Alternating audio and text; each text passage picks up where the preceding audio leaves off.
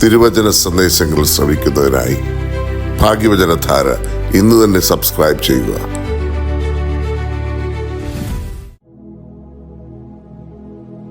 ദൈവ തിരുനാമത്തിന് മഹത്വമുണ്ടാകട്ടെ.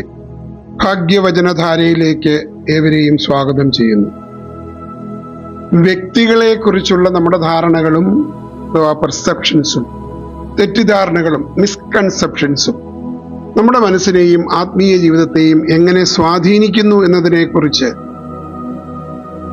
ക്രൈസ്തവ വീക്ഷണത്തിലുള്ള ഒരു കാഴ്ചപ്പാട് അല്പസമയം പരസ്പരം പങ്കുവെക്കുവാനാണ് ഇന്ന് കർത്താവിൽ ശരണപ്പെടുന്നത്.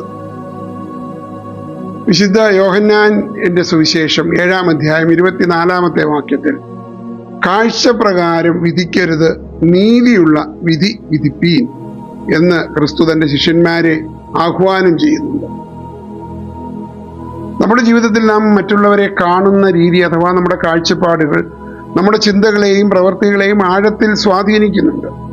പലപ്പോഴും ഒരു വ്യക്തിയെക്കുറിച്ചുള്ള നമ്മുടെ ധാരണ എന്നത് ആ വ്യക്തിയുടെ യഥാർത്ഥ സ്വത്വമായിരിക്കില്ല. ദൈവത്തിന്റെ ദൃഷ്ടിയിൽ ഓരോ മനുഷ്യനും വിലപ്പെട്ടവനാണ്. എന്നാൽ നമ്മുടെ തെറ്റായ മുൻവിധികൾ എങ്ങനെയാണ് നമ്മുടെ ക്രിസ്തീയ ജീവിതത്തെ തളർത്തുന്നത് എന്ന് നമുക്കൊന്ന് നോക്കാം.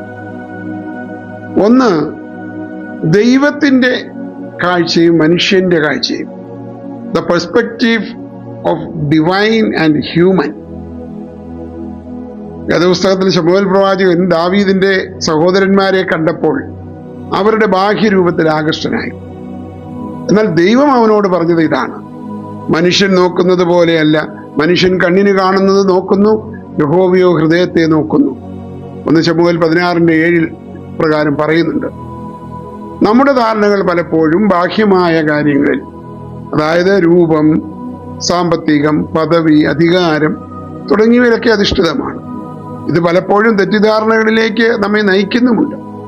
ഒരു വ്യക്തിയെ ദൈവത്തിന്റെ സാദൃശ്യത്തിൽ സൃഷ്ടിക്കപ്പെട്ടവനായി കാണാൻ കഴിയാത്തതാണ് നമ്മുടെ ഏറ്റവും വലിയ പരാജയം.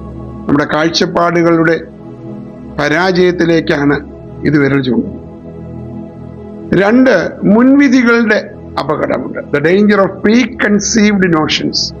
മറ്റൊരാളെ കുറിച്ച് നാം മുൻകൂട്ടി ഉണ്ടാക്കിയെടുക്കുന്ന ധാരണകൾ ഒരു ഫിൽറ്റർ പോലെ നമ്മുടെ ഉള്ളിൽ പ്രവർത്തിക്കുന്നുണ്ട്.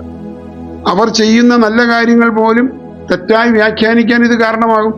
പുതിയ നിയമത്തിൽ നഥനീയേൽ ചോദിച്ച ഒരു ചോദ്യമുണ്ട്: നസറത്തിൽ നിന്നും വല്ല നന്മയും വരുമോ?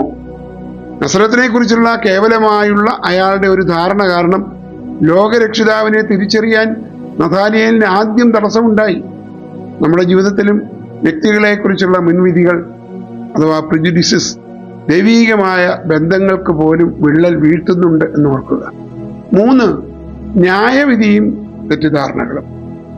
Judgement and misunderstanding. യേശുക്രിസ്തു തന്റെ ഗിരിപ്രഭാഷണത്തിൽ ഗൗരവമായി നൽകിയ ഒരു മുന്നറിയിപ്പാണ് മറ്റുള്ളവരെ വിധിക്കുന്നതുമായി ബന്ധപ്പെട്ട്. നിങ്ങൾ വിധിക്കപ്പെടാതിരിക്കേണ്ടതിന് വിധിക്കരുത്. മത്തായിയുടെ സുവിശേഷം 7-ാം അധ്യായം 1-ാം വാക്യം. നമ്മുടെ ഉള്ളിലെ സ്വന്തം തെറ്റുകൾ മാറ്റാതെ മറ്റുള്ളവരുടെ കണ്ണിലെ കരട് അഥവാ ചെറിയ തെറ്റുകൾ കാണാൻ ശ്രമിക്കുമ്പോഴാണ് നമ്മുടെ ധാരണകൾ മലിനമാകുന്നത്. ഒരു വ്യക്തിയെ തെറ്റിദ്ധരിക്കുമ്പോൾ നാം യഥാർത്ഥത്തിൽ ചെയ്യുന്നത് അവരെ നമ്മുടെ മനസ്സാകുന്ന കോടതിയിൽ പ്രതിക്കൂട്ടിൽ നിർത്തുകയാണ്. ഇത് നമ്മുടെ സമാധാനം നശിപ്പിക്കുകയും ദൈവം നമ്മിൽ നിന്ന് അകലുകയും ചെയ്യുന്നു. നമ്മുടെ തെറ്റായ ധാരണകളെ മാറ്റാൻ നമുക്ക് വേണ്ടത് ക്രിസ്തുവിന്റെ മനസ്സാണ്, ദ മൈൻഡ് ഓഫ് ക്രൈസ്റ്റ്. മറ്റുള്ളവരുടെ ബലഹീനതകളെ സ്നേഹത്തോടെയും അലിവോടെയും കാണുവാൻ ശീലിക്കുക. കേട്ടറിവുകളുടെ അടിസ്ഥാനത്തിലല്ലാതെ പരിശുദ്ധാത്മാവിന്റെ വെളിച്ചത്തിൽ കാര്യങ്ങളെ കാണുക. പ്രത്യേകിച്ച് സഭ ആത്മാവിന്റെ ആവാസത്തിനായി കാത്തിരിക്കുന്ന പെന്തിക്കോസ്ത് പെരുന്നാളിന് മുമ്പുള്ള ഈ നാളുകളിൽ നമ്മളും തെറ്റുകൾക്ക് വിധേയരാണെന്ന ബോധ്യം മറ്റുള്ളവരോടുള്ള നമ്മുടെ സമീപനത്തിൽ കാരുണ്യം നിറയ്ക്കണം. പ്രിയമുള്ളവരെ, നമ്മുടെ മനസ്സിൽ മറ്റൊരാളെ കുറിച്ച് കയ്പോ തെറ്റിദ്ധാരണയോ ഉണ്ടെങ്കിൽ അത് നമ്മുടെ ആത്മീയ വളർച്ചയെ തടയുന്ന കൽത്തുറും കാണും. അന്ധനായ ഭൃത്യമായിക്ക് കാഴ്ച നൽകിയ ദൈവം മറ്റുള്ളവരെ ശരിയായി രീതിയിൽ കാണാനുള്ള ആത്മീയ കാഴ്ച നമുക്ക് നൽകട്ടെ. സ്നേഹമില്ലാത്ത ധാരണകൾ വെറും വിധിവാചകങ്ങളാണ്. എന്നാൽ സ്നേഹമുള്ള ധാരണകൾ ക്രിസ്തീയ സാക്ഷ്യമാണ്. നമ്മുടെ ചിന്തകളെ ദൈവത്തിന് വേണ്ടി നമുക്ക് സമർപ്പിക്കാം. ദൈവം നമ്മെ ഏവരെയും അനുഗ്രഹിക്കട്ടെ.